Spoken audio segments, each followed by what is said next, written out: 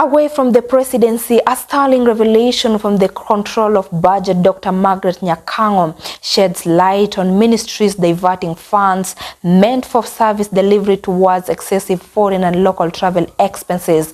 Amidst calls for austerity measures, travel expenditure surged to 18.18 billion Kenya shillings in the previous fiscal years. 35 departments, including significant entities like State House and Office of the Deputy President, refused to furnish Nyakang'o with the data regarding their foreign trips, raising concerns about transparency and accountability.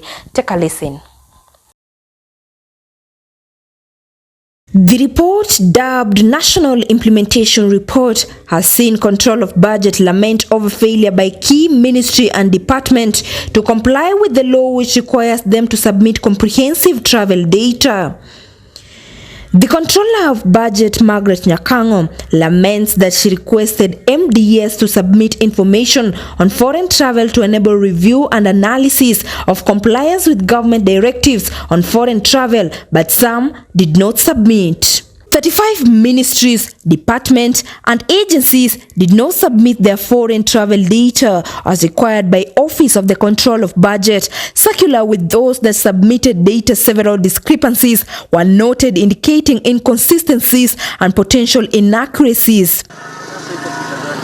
In the reported information, these include Office of the Deputy President, Office of the Prime Cabinet Secretary, State House, State Department for Correctional Services, State Department for Foreign Affairs, State Department for Basic Education, the National Treasury, State Department for Medical Services, State Department for Shipping and Maritime Affairs, as well as Ethics and Anti-Corruption Commission, among others. But controller of budget laments that in the first 9 months of the financial year 2023-2024, traveling expenditure amounting to 18.18 billion Kenya shillings in total for all MDS, compared to 14.07 billion Kenya shillings recorded in a similar period for financial year 2022-2023. These comprised domestic travel at 12.33 billion Kenya shillings and 5.85 billion Kenya shillings. For foreign travel expenditure on insurance was 13.89 billion Kenya shillings, and specialized materials and supplies were listed at 7.94 billion Kenya shillings. Rent and rates on non-residential buildings were at 6.61 billion Kenya shillings, while hospitality stood at 4.68 billion Kenya shillings. Nevertheless, Nyakang'o notes that the growth in travel expenses shows that MDS is budgeted for traveling under the use of goods and services. The control of budget recommends compliance with government guidelines relating to non-core expenses, including domestic and foreign travels. The directive include limiting the delegation headed by cabinet secretaries to 4 persons and limiting the cumulative days away to a maximum of 7 days per travel, 15 days per quarter, and 45 days per year travel. Clearance applications should also be submitted at least 7 working days before the travel date. Looking at the prices of kerosene, the price of makaa, the price of cooking fuel generally is a really sore area because no one can do without it. The third thing I would be looking at is VAT on food. And I've looked at all sorts of taxes here.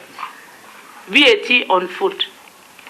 Now, when we introduce VAT on unga, a staple food, then you know the very lowly are going to suffer. Indeed, we know that we are in a cash crunch. But this cash crunch ni ile ya kujitakia, because like I told you before, we have been borrowing and partying with borrowed money. That is why we are where we are. So we must look very carefully at our spending and reduce this spending. Some of the areas The revelation by the Control of Budget Dr. Margaret Nyakang'o are coming amidst austerity measures that the government had proposed to inject to government, including foreign travels. President William Ruto, amid uproar on the Hustler jet, defended his US trip and other trips abroad as one bringing aboard fortunes for the country. I was pleasantly surprised that each and every parastatal was willing to contribute to making sure that we live within our means. And each one of them went back and they have submitted their reports and they have actually reduced their recurrent budgets by 30%. For Special Report, my name is Mesh Msimbi.